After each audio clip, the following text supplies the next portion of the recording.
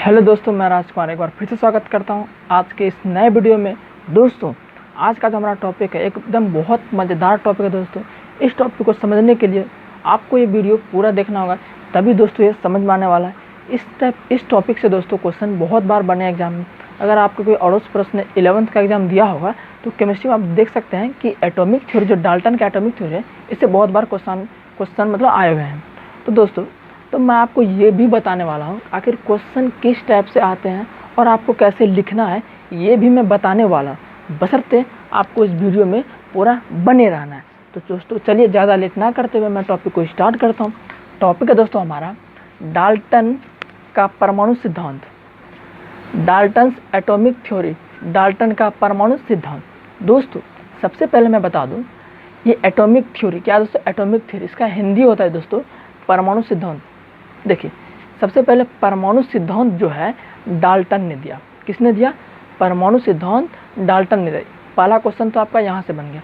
अगर आपको कोई पूछे कि परमाणु सिद्धांत सबसे पहले किसने दिया, तो डाल्टन ने दिया। आप ये याद रख लीजिए, कॉपी में नोट कर लीजिए, और कॉपी पेन लेकर आप बैठे हैं नहीं तो आप बैठ जाइए। आप ये मत समझिए कि मैं कोई वीडियो देख रहा हूँ, आप ये समझिए कि मैं कोचिंग में बैठा हूँ और अच्छे से पढ़ाई कर रहा हूँ। तो दोस्तों ये लिख लीजिए कि परमाणु सिद्धांत सबसे पहले डाल्टन ने दिया।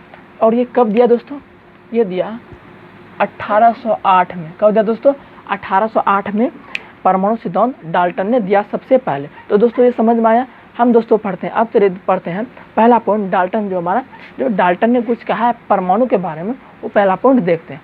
पहला पॉइंट है, पदार्थ अत्यंत सूक्ष्म कणों से बना है, जिसे परमाणु कहते हैं। सूक्ष्म का मतलब समझते हैं क्या आप? बहुत छोटा से छोटा, छोटा से छोटा, छोटा से, जिसका हम गणना नहीं, मतलब कि नंगी आंखों से नहीं देख, इतना सूक्ष्म होता है। तो चलिए अत्यंत सूक्ष्म कणों से बनाते क्या? पदार्थ। सबसे पहले हम पदार्थ बना लेते हैं। पदार्थ दोस्तों, अगर हम पदार्थ को तोड़ेंगे, अब देखिए पदार्थ कोई भी हो सकता है, ठोस हो सकता है, द्रव हो सकता है, गैस हो सकता है। पदार्थ 3 अवस्था में होता है। पदार्थ का भौतिक 3 अवस्था होता है ना, ठोस, द्रव, गैस। अब कोई अवस्था उससे हमको मतलब नहीं है।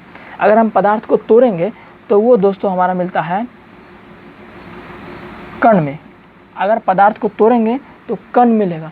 फिर अगर कण को तोड़ेंगे तो दोस्तों हमारा मिलेगा अणु। क्या मिलेगा? अणु मिलेगा। पहले पदार्थ को तोड़े तो कण मिला, फिर कण को तोड़े तो अणु मिला। अगर अणु को तोड़ेंगे दोस्तों हमारा मिलेगा परमाणु। तो दोस्तों इससे आप देख सकते हैं, देखिए पदार्थ को छोटा होगा, अब इससे छोटा ये रहा, फिर कण से भी छोटा ये, अब इससे भी छोटा ये। तो आप कह सकते हैं पदार्थ बहुत ही छोटा है, यानी पदार्थ बहुत छोटे कणों से मिलकर बना है, जिसे हम परमाणु कहते हैं। वही तो बोल रहा है, पदार्थ अत्यंत सूक्ष्म कणों से बना है, जिसे हम परमाणु कहते हैं। तो आप देख लिए पदार्थ को कितने भाग में डिवाइड किए। पदार्थ को पहले तोड़ के कण बनाए, कण को तोड़ के अणु बनाए, अणु को तोड़ के परमाणु बनाए। तो दोस्तों समझ में आया। अब दूसरा पॉइंट दोस्तों, परमाणु अविभाज्य है, यह किसी भी क्रिया द्वारा विभाजित नहीं किया जा सकता है। अच्छा ये बताइए, आप अविभाज्य का मतलब समझते हैं क्या? अविभाज्य मतलब उसको डिवाइड नहीं किया जा सकता। अविभाज्य का मतलब उसको डिवाइड आगे नहीं किया जा सकता। जैसे किसको? परमाणु क्या है? अविभाज्य। दोस्तों परमाणु का इंग्लिश एटम होता है। तो मैं चलिए देखते हैं एटम कैसे अविभाज्य है। एटम ATOM ये होता है ना दोस्तों। देखिए ए, इस ए का मतलब दोस्तों होता है कैन नॉट। क्या दोस्तों? Can not. और ये टॉम का मतलब होता है कट। कैन नॉट का मतलब नहीं कट सकता।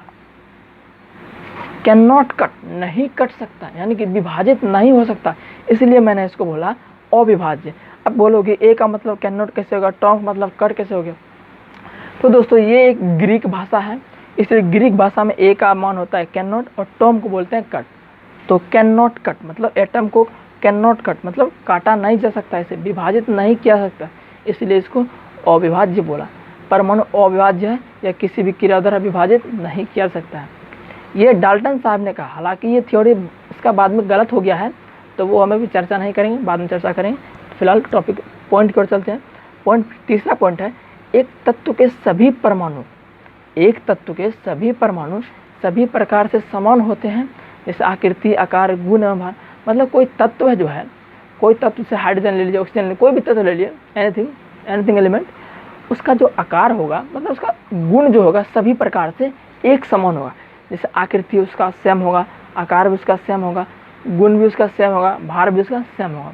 तो ये उसने कहा है। तो चौथा पॉइंट दोस्तों, भिन्न भिन्न तत्वों के परमाणु भिन्न भिन्न प्रकार में भिन्न भिन्न गुणों के होते हैं। इसके कहने का मतलब है कि अगर यहाँ क्या था, तत्व के सभी परमाणु सेम, भिन्न भिन्न तत्व मतलब अलग अलग तत्व जो होगा उसका अलग अलग गुण होगा, उसका अलग अलग द्रव्यमान होगा, ऐसा दोस्तों, उसका अलग अलग आकार होगा, उसका अलग अलग आयतन होगा, मतलब उसका सब चीज़ अलग अलग होगा अगर अलग अलग तत्व है तो। वही दोस्तों यहाँ बोल रहा है। तो पाँचवा पॉइंट दोस्तों, परमाणु पदार्थ का सबसे छोटा कण है, वो तो है ही, मैंने यहाँ बताया दोस्तों, जो रासायनिक अभिक्रिया में भाग लेता है। दोस्तों परमाणु जो है वो रासायनिक अभिक्रिया में भाग लेता है।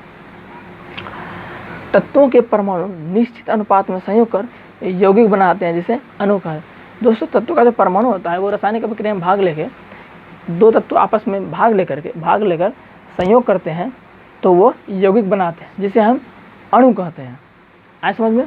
तो दोस्तों ये था दोस्तों इसका सिद्धांत, डाल्टन का परमाणु का सिद्धांत मैंने यहाँ लिख दिया दोस्तों। ये क्या था? सिद्धांत था। अब दोस्तों इसके कुछ सीमाएं हैं, मतलब ये क्या क्या चीज़ नहीं कर सका।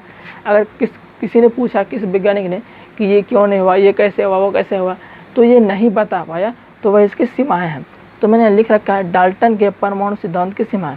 तो पहला सीमा इसका है, भिन्न भिन्न तत्वों के परमाणु द्रव्यमान उसके गुण भिन्न भिन्न क्यों होते हैं। मतलब लोगों ने इससे पूछना शुरू किया कि यहाँ भिन्न भिन्न तत्वों का जो परमाणु है उसका अलग अलग गुण क्यों होता है।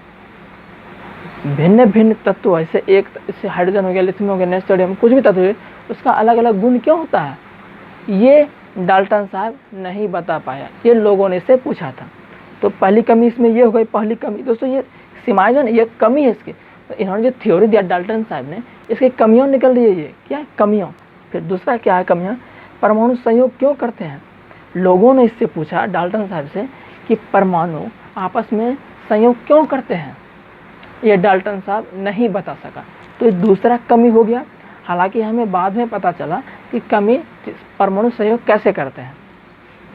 तो तीसरा कमी है दोस्तों, परमाणुओं के बीच कौन सा बल कार्य करता है, ये भी नहीं बता पाया डाल्टन साहब। लोगों ने से पूछा कि परमाणुओं के बीच कौन सा बल कार्य करता है। आखिर जो परमाणु आपस में, जो परमाणु के बीच बल लगता है, कौन सा बल लगता है दोस्तों? आपको पता होगा दोस्तों, 3 बंध से बनते हैं ना, कौन कौन से? Ionic bond, covalent bond, coordination.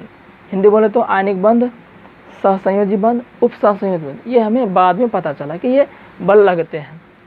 तो ये भी तीसरा कमी हो गया दोस्तों, ये भी नहीं बता पाया कि परमाणुओं के बीच कौन सा बल लगता है, ये भी डाल्टन साहब नहीं बता पाए।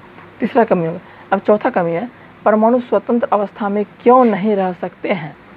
डाल्टन साहब से पूछा गया कि भाई बताओ हमें कि परमाणु जो हमारा है वो स्वतंत्र अवस्था में क्यों नहीं रह सकता है। ये भी डाल्टन साहब नहीं बता पाया।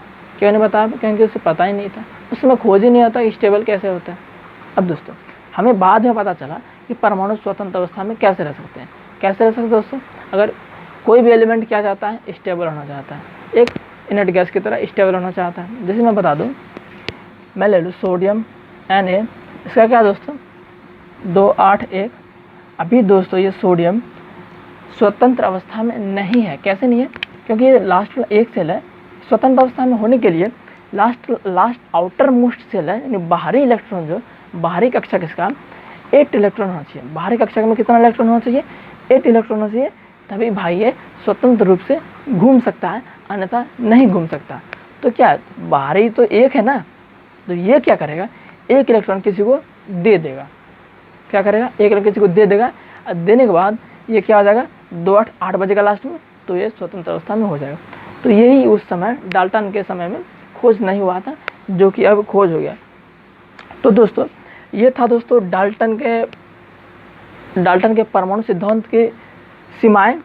ये सिद्धांत था और सीमाएं था, मतलब कि इन्होंने सिद्धांत दिया, क्या क्या कहा, फिर उसके कहने में क्या क्या कमियां निकली इस थ्योरी में। इस थ्योरी को इसने दिया जो, उसमें क्या क्या कमी निकली, उसकी सीमाएं थी, वो भी मैंने लिख दिया। अब बात आती है कि इससे क्वेश्चन कैसे आएंगे। तो मैं क्वेश्चन भी आपको दिखाता हूँ दोस्तों। चलिए मैं इसको मिटा देता हूँ। क्वेश्चन आपको दोस्तों आएंगे, क्वेश्चन आपको आएंगे कि डाल्टन के परमाणु सिद्धांत की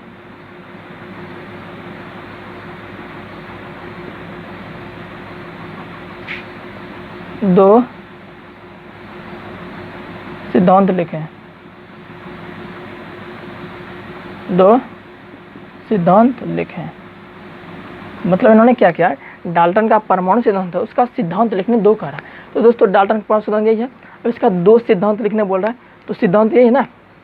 तो मैंने 6 पॉइंट लिख दिए हैं सिद्धांत के, तो आप इसमें से कोई 2 पॉइंट लिख सकते हैं। 2 पॉइंट बोला है दोस्तों, तो 2 पॉइंट मैं इसमें कोई लिख दूंगा। पहला क्वेश्चन। अब दूसरा क्वेश्चन आपसे बनेगा कि डाल्टन के परमाणु सिद्धांत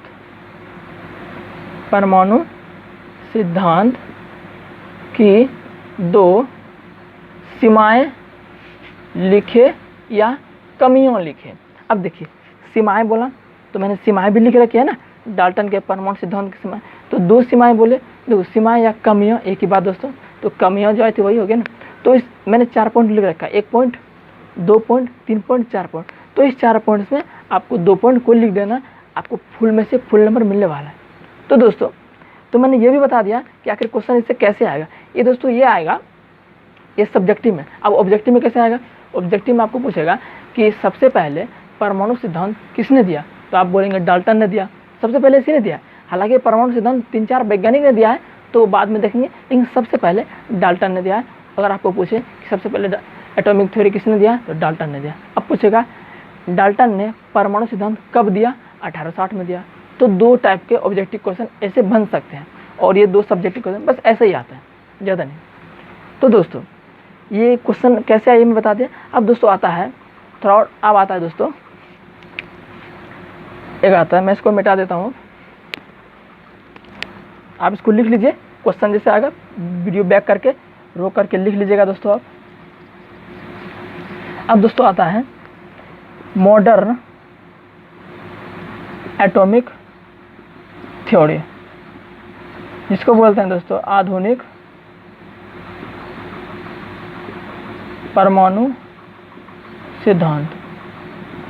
मैं आपको नॉर्मली बता देता हूँ, ज़्यादा डिटेल में नहीं बताऊंगा क्योंकि डिटेल में आगे पढ़ना है हमें। मॉडर्न एटॉमिक थ्योरी दोस्तों, ये डाल्टन ने थ्योरी दिया, तो इसके बाद 3-4 वैज्ञानिक ने, जैसे कि दोस्तों जे थॉमसन हो गया, मैं लिख देता हूँ जे थॉमसन और रदरफोर्ड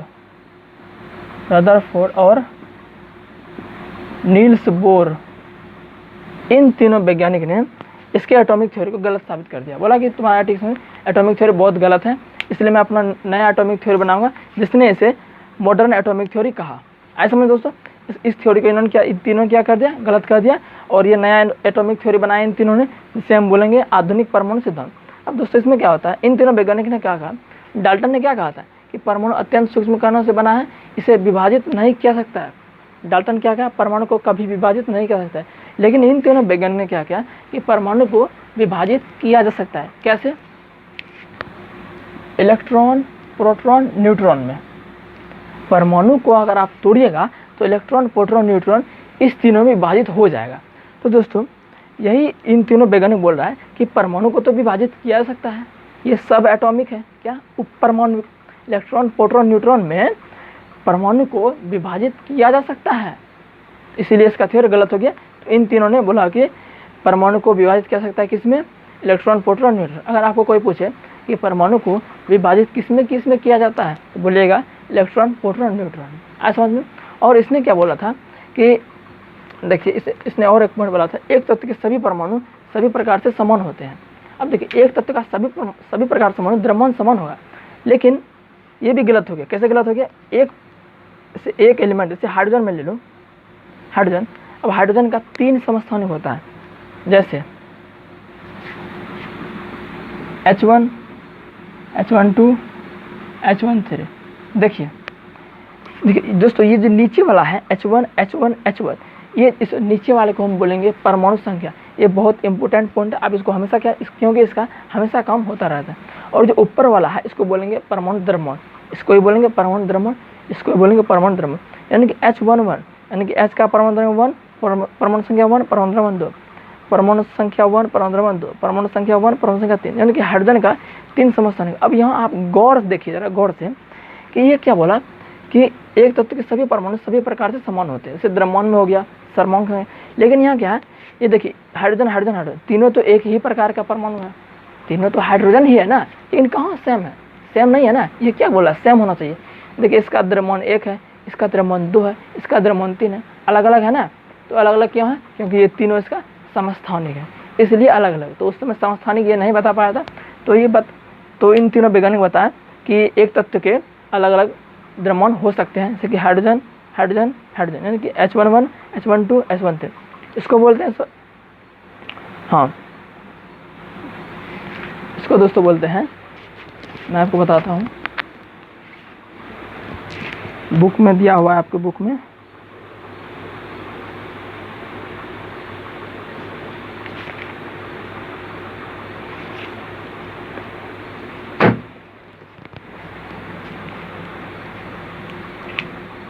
इसको दोस्तों बोलते हैं ड्यूट्रियम, इसको बोलते हैं प्रोटियम, इसको बोलते हैं ट्रीटियम। याद रख लीजिए आप इन तीनों को। इनका हाइड्रोजन का 3 समस्थानिक होता है, वैसे कार्बन का भी होता है। कार्बन का दोस्तों होता है C12 C13 C14, ये भी होता है दोस्तों, और सबका भी होता है। तो ये भी इसका गलत हो गया, डाल्टन का परमाणु सिद्धांत। तो ये 3 वैज्ञानिक जो थे, जे थॉमसन, रदरफोर्ड और नील्स बोर, इन तीनों ने भी अपना परमाणु सिद्धांत दिया है। सबसे पहले दिया जे थॉमसन का परमाणु मॉडल, फिर रदरफोर्ड का परमाणु मॉडल, फिर नील्स बोर का परमाणु मॉडल। ये सब हम आगे की वीडियो में पढ़ेंगे। तो तब तक के लिए दोस्तों इतना ही। अगर ये वीडियो आपको पसंद आए तो दोस्तों लाइक करें। अगर आपको वीडियो समझ में नहीं आए तो वीडियो को 2 से 3 बार देखिए।